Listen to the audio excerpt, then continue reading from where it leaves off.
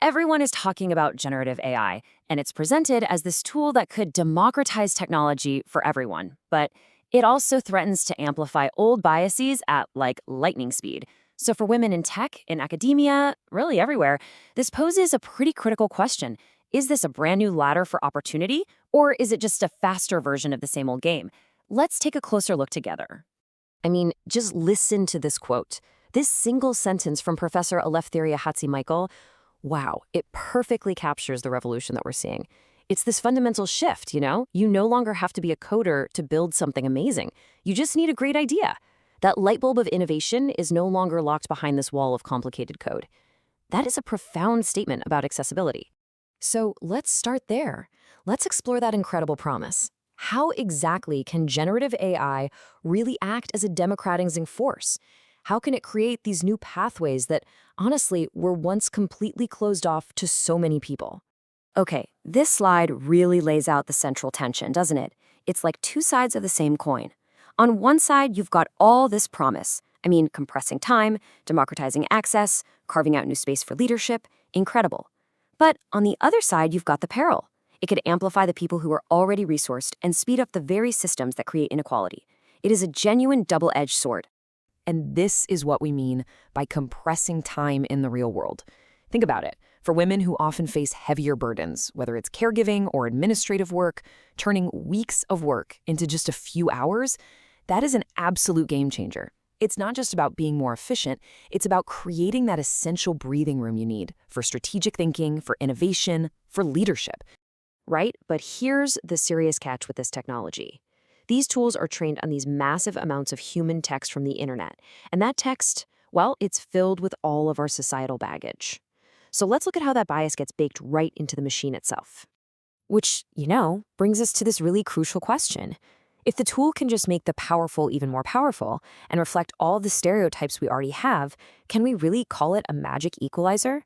I think, as this magnifying glass suggests, we've got to take a much, much closer look. And here is a perfect and kind of subtle example of that bias in action.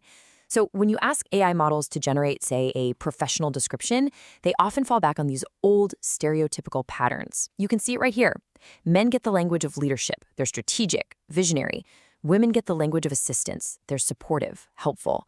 Now, it might seem like a small thing, but believe me, these words have immense power.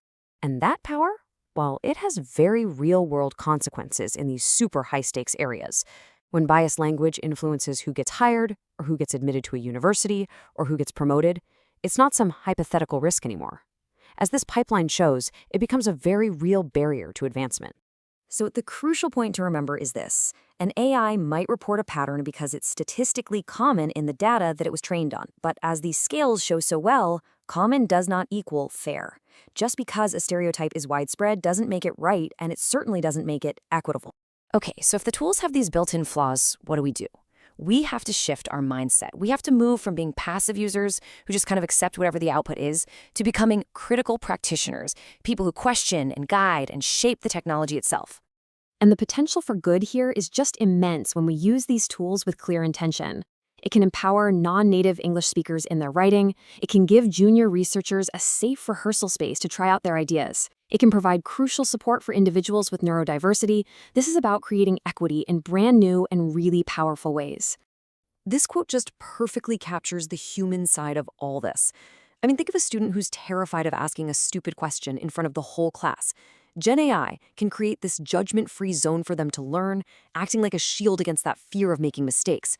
That feeling of psychological safety, that is a profound form of inclusion. So this is the goal. This is what we should all be aiming for, to become a critical practitioner. Not just someone who takes the answer and runs with it, but someone who actively interrogates it, who asks, wait, is this fair? What assumptions are being made here? And most importantly, how can I make this better? And this point is so important. Leadership in the age of AI is not reserved for computer scientists. AI fluency is about applying your critical thinking skills, your domain expertise, your ethical framework to the technology. Your specific knowledge is the secret ingredient here. Okay, so now let's turn all of this theory into a practical toolkit. What are the actual concrete steps you can take right now to engage with AI in a way that's both effective and equitable? Let's get into it. First, we have to kind of redefine what it even means to be an expert here. It's not about being perfect or having all the answers. Not at all. It's about intelligent experimentation. It's about being transparent about your process. It's about being willing to learn and adapt as you go. Here we go. 4 actionable steps you can start using today. Step 1, audit your prompts. Just like this funnel shows, what you put in really matters, so use neutral language. 2, run bias checks. You can actually use the AI itself, like a magnifying glass, to find and rewrite its own stereotypes. 3, verify all the outputs. Think of it like balancing the scales. Always fact-check the AI's claims. And 4, ensure diverse human oversight. That group of people isn't just a final checkbox, it is essential quality control. Ultimately, this is the key takeaway. The technology is just a tool. As you can see here, it's your expertise, your values, and your critical judgment that turn a machine's raw output into something meaningful and responsible. Always, always treat it as a first draft.